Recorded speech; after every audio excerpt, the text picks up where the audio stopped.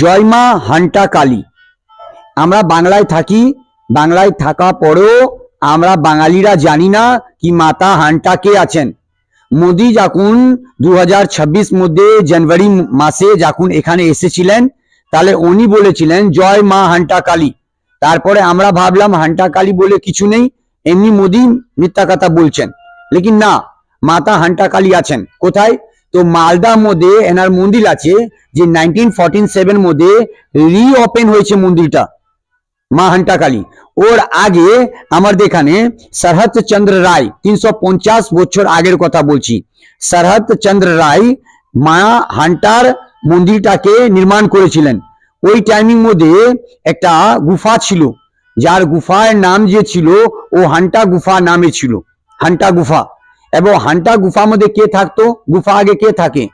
ডোকেতরা, যে মানুষ উপরে অত্যাচার করে আগে গুফার মধ্যে গিয়ে লুকিয়ে যায়।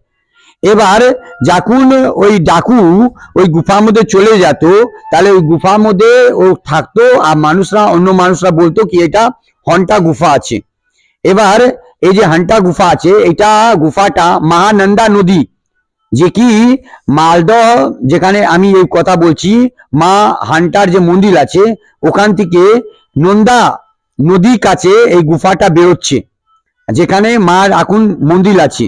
এই মন্দির একটা গুফা মতন ছিল আগে। তো ওই সময়ের মধ্যে শরৎ চন্দ্র রায় যে ছিল, ও ডাকুকে নিজের সিপাহী দ্বারা ওকে মৃত্যু দণ্ড দিল।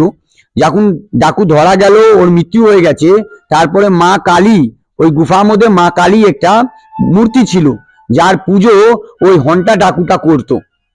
এবার ওই মা কালীটা আমাদের শরৎ চন্দ্র রায় স্বপ্নের মধ্যে এসেছেন, এসে বলেছে কি বাবা আমার পূজা এখন বন্ধ হয়ে গেছে, আমার পূজার স্টার্ট কর।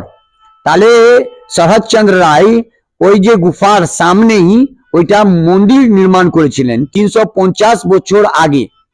এবার 350 বছর পিছনে যখন ওই মন্দিরটা রেডি করেছিলেন, রেডি করার পরে মা হান্টা বলে ওই মন্দিরটা পুজো স্টার্ট হয়ে গেল। এই বীজ মধ্যে মুঘল এসেছে, মন্দিরটাকে খণ্ডিত করে দিল, নাম ওর অ্যাড্রেস সব লুপ্ত হয়ে গেছে। তারপরে ফের 1947 মধ্যে একটা জমিদার ছিলেন, ওই জমিদার নাম ছিল ধ্রুবনাথ দাস।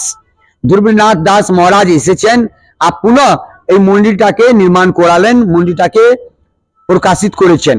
ওই মন্দিরটা আজকেও আমরা মালদহ মধ্যে যখন যাব, তাকে ওখানে পণ্ডিতদের মুখ থেকে আমরা এই মন্দিরের বিষয়ের মধ্যে আর ভালো কথা শুনতে পারবো।